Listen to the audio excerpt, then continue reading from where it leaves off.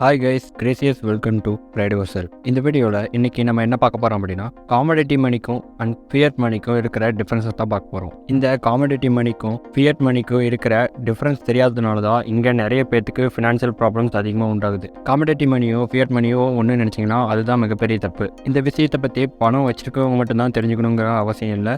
ஒரு காமன் பீப்புளும் தெரிஞ்சுக்க வேண்டிய ஒரு விஷயம் தான் இது. வாங்க வீடியோக்குள்ளே போகலாம். இப்போ தான் நம்ம சேனலுக்கு புதுசாக வந்திருக்கோம் அப்படின்னா மறக்காம நம்ம சேனலை சப்ஸ்கிரைப் பண்ணிடுங்க. பக்கத்தில் இருக்க பெல் ஐக்கானையும் கிளிக் பண்ணிக்கோங்க. அப்பதான் நான் போடுற ஒவ்வொரு வீடியோவும் உங்களை ரீச் ஆகும். இன்ஃப்ளேஷன் எதனால கிரியேட் ஆகுது அப்படின்னு சொல்லிட்டு உங்களுக்கு தெரியுமா? இன்ஃப்ளேஷன்னா ஒரு நாட்டோட பொருளாதார விலை உயர்வை தான் குடிக்குது. இப்போ ஒரு பொருள் வாங்க அதிக மணி தேவைப்படுது அப்படின்னா நம்ம கையில இருக்க மணியோட வேல்யூ கம்மியாயிடும். இதனால நம்ம கையில இருக்க மணியை விட நம்ம அதிகமாக ஏர்ன் பண்ணால் மட்டும்தான் நம்ம அந்த பொருளை வாங்க முடியுங்கிற சூழ்நிலை ஏற்படும். இப்போ வாங்க ஃபியட் மணிக்கும் காமோடிட்டி மணிக்கும் நம்ம டிஃபரன்ஸ் தெரிஞ்சுக்கலாம். ஃபியட் மணி மக்களோட நம்பிக்கையை பேஸ் பண்ணி தான் இருக்கு. அதுவே காமோடிட்டி மணி எதை பேஸ் பண்ணி இருக்கு அப்படின்னு பார்த்தீங்கன்னா கோல்ட் அண்ட் சில்வரை பேஸ் பண்ணி தான் இருக்கு. ஃபியட் மணிக்கு எந்த ஒரு இன்ஸ்டிக் வேல்யூமே கிடையாது. அதாவது உள்ளார்ந்த மதிப்புன்னு ஒண்ணுமே கிடையாது. ஆனால் காமோடிட்டி மணிக்கு இன்ஸ்டென்சிக் வேல்யூ இருக்கு. ஃபியட் மணிக்கு எந்த ஒரு இன்ஸ்டென்சிக் வேல்யூமே கிடையாது. இதன் காரணமாக தான் ஃபியட் மணியில இன்ஃப்ளேஷன் அதிகமாகுது. அதுவே காமோடிட்டி மணியில அதோட மதிப்பை தக்க வச்சுக்கிறதுனால அதுக்கு எந்த ஒரு இன்ஃப்ளேஷனும் அதிகமாகிறது இல்லை. இப்போ ஃபியட் மணினா எந்த ஒரு ஸ்டோர்டு வேல்யூமே இருக்காது. அதுவே காமோடிட்டி மணினா கண்டிப்பா ஸ்டோர்டு வேல்யூ இருக்கும். எக்ஸாம்பிளுக்கு சொல்லணும்னா, இப்போ நம்ம நார்மலாக யூஸ் பண்ணுற ஒரு 50 ரூபாய் நோட்டாக இருக்கட்டும், ஒரு 100 ரூபாய் நோட்டு, இது எல்லாமே நம்ம எவ்வளோ வேணால் லிமிட்டே இல்லாமல் பிரிண்ட் பண்ணிக்க முடியும். இப்படி நம்ம அதிகமாக பிரிண்ட் பண்ணுறது மூலமாக என்ன நடக்கும் அப்படின்னா அதோட வேல்யூ ரொம்ப ரொம்ப ரொம்ப கம்மியாகும். இதுவே கமாடிட்டி மணியில் கோல்ட் அண்ட் சில்வரோட வேல்யூ ரொம்ப அதிகமாக இருக்கும். காரணம் என்ன கேட்டிங்கன்னா அது லிமிட்டடாக தான் இருக்குது. ஃபியட் மணி மாதிரி அது ரொம்ப லிமிட்டடாக இல்லாமல் அதிகமாக இருக்கிற மாதிரி கிடையாது. ஃபியட் மணியை நம்ம எவ்வளோ வேணால் அதிகமாக பிரிண்ட் பண்ணிக்க முடியும். கமாடிட்டி மணியை அதாவது கோல்ட் அண்ட் சில்வரை நம்ம அதிகமாக பிரிண்ட் பண்ண முடியாது. ஸோ இதுதான் main difference of fiat money and commodity money. இதை பற்றி இன்னுமே யாருமே அவேர்னஸ் இல்லாமல் இருக்கீங்க. ஸோ இந்த விஷயத்தை தெரிஞ்சுக்கோங்க.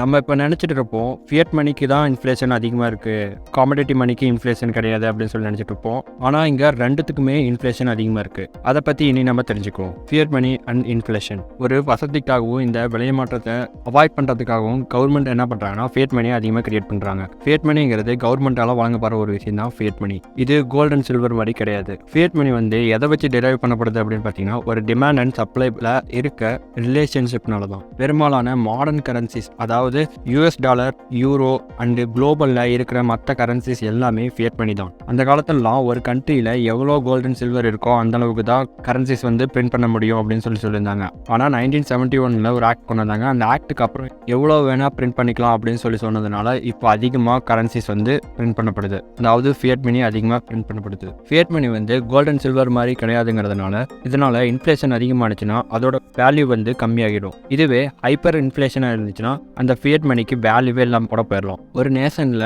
கரன்சி மேலே இருக்க நம்பிக்கை மக்களுக்கு போயிடுச்சு அப்படின்னா அங்கே பணமே இல்லாமல் கூட போயிடும். இந்த ஃபியட் மணி இன்ஃப்ளேஷனுக்கு ஒரு ஹிஸ்டாரிக்கல் எக்ஸாம்பிள் சொல்கிறேன் கேளுங்க. ஆப்பிரிக்காவில் இருக்கிற ஜிம்பாப்வேல 2000க்கு முன்னாடி இந்த ஃபியட் மணி இன்ஃப்ளேஷன் நடந்துச்சு.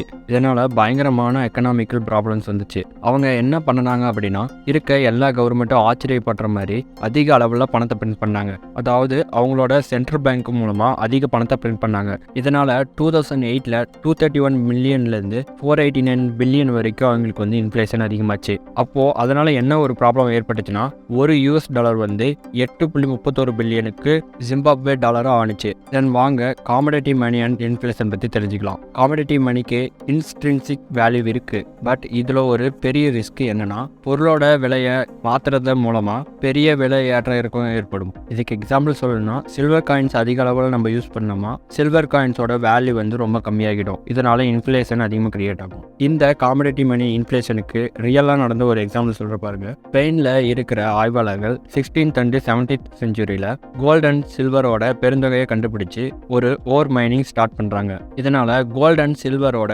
திடீர் வரவேற்புனால ஸ்பெயின்ல இன்ஃப்ளேஷன் அதிகமாகுது. இதனால என்ன ஆச்சு அப்படின்னு பார்த்தீங்கன்னா ப்ரீசியஸ் மெட்டல்ஸோட சப்ளை அதிகமாச்சு.